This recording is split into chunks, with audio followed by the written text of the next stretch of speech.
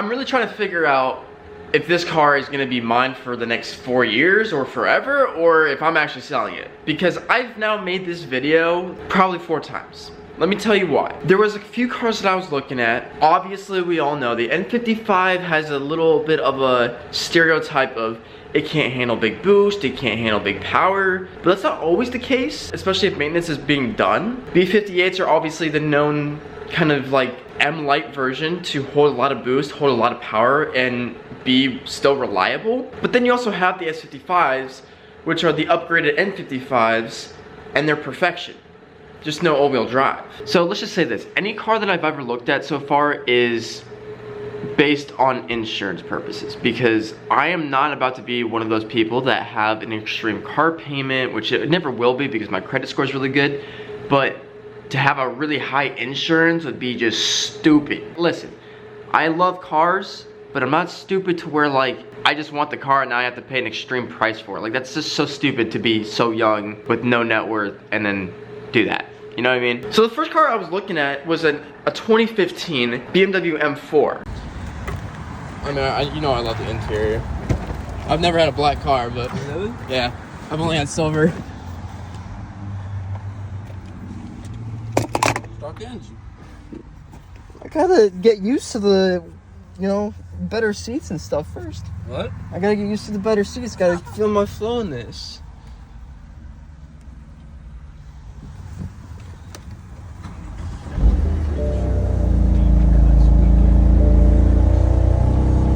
I also got 46,000. Yeah. How many does your car? 66.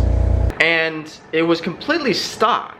Well, from the looks of it, it was stock. So it was gonna be the first black car I've ever had, but it had the Silverstone interior. And I was like, oh yeah. The Silverstone interior is what I really want. I think that it just, with the designs and the cherries and everything, I think it makes it look really good. Obviously cleaning is not the best, but I already have a tan interior, so I already know the whole spiel on that. And we know that S55s can handle a lot of power, especially with big boost kits and everything. And obviously, this car, this 4 Series, this 435 was supposed to be for just sound, and of course, now I just want to keep on upgrading it because now I want to push a little bit more power. Listen guys, if you're ever in the BMW world, or even just the car world, and you're like, yeah, I'm just gonna get this for sound. No, you're not, okay? Just stop lying to yourself. You're more than likely going to mod it a few times and be like, oh, I still want to mod it more and more and more. It's just gonna happen. So anyways, this BMW M4, I was super excited about it, but this past Wednesday, Thursday, so today is a Saturday, so it's been 3-4 days of this dealership that I was going to go look at it. It had 46.6 thousand miles on it, and it was listed for roughly about $30,000. So I was like, okay, well sweet, I've already spent 36 on this guy. I'm not gonna get anywhere near that back, but you know, at least I could probably sell this private sale for 22, 23,000 and then put that towards the M4. And then not really do much of anything to that M4. Matter of fact, I'll just tell you right now, the M4 I would do simply dyno lowering springs so that the value increases a little bit, which I regret not doing on this guy. I would do an equal length mid pipe with probably a better exhaust and then down pipe. And then I'd put a rear high kick duck boil carbon fiber spoiler.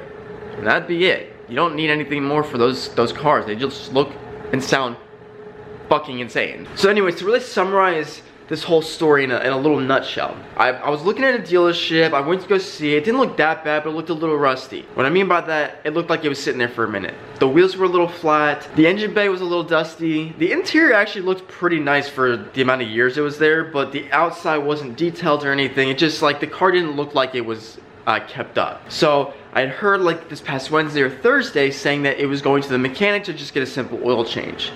Well, somebody over here, me, being super hyped, being super excited about going to see this car and actually test drive it and see if it was a good fit for me. It's been now 3 to 4 days just for a simple oil change. And I totally asked him, I'm like, guys, is it really just an oil change? Because if it was just an oil change, it wouldn't have taken this long, especially for a serious inquiry, you know? So I'm guessing there was more things wrong with it than just a simple oil change, even a full system flush wouldn't have taken this long. We all know this, guys. The flushes, everything, maybe a day. It's the easiest things you could do to this car, or to these cars. It's just maintenance. So anyways, to have the story go a little bit more, I talked to my like BMW friends that are from the Northeast, who have very, very nice BMWs, like very like high end, and some that are really old school, and they're all like, this seems a little fishy. I wouldn't trust it. And I was like, okay, well, so if you don't trust it, I'm definitely not gonna trust it. But I still wanna go for a test drive just to see everything.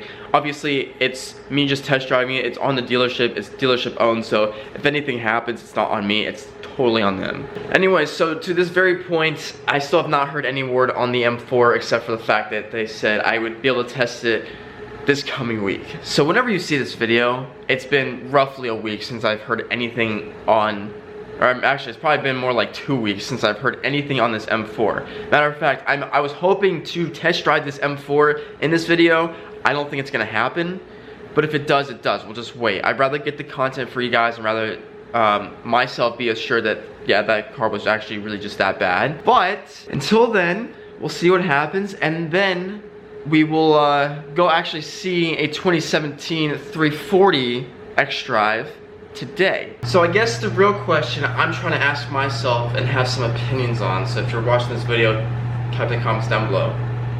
If I were to keep this 435 on, and I did a big boost kit on, obviously I'd keep it at a low conservative boost level because the internals of the engine don't really handle that much power. The block I think can handle more power, but it's the internals. Now we wouldn't be pushing 900 horsepower with this thing. The max horsepower I'd ever want to push with this is maybe 650, 700, maybe. Even then, it's not like I do pulls every now and then. I don't race, I don't do anything. This would just be for my sole purpose of feeling good.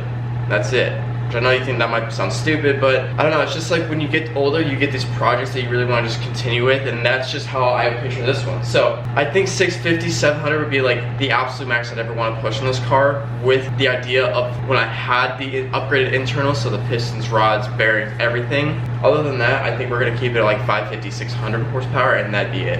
Again, this is only, the engine only hurts you when you're in that big amount of boost. It's not like you're just casually driving and it just goes, like, it's just not gonna happen that way. That's not really how the engine and boost levels work.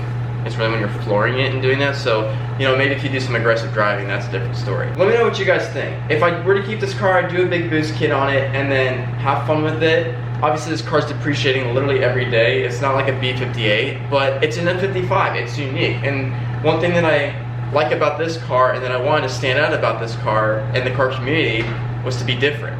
I didn't want to be like every other person, so maybe we go that route. Like literally perfect spec. Silverstone interior. M3.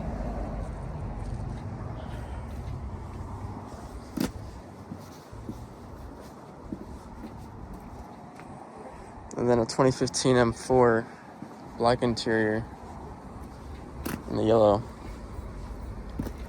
Very nice.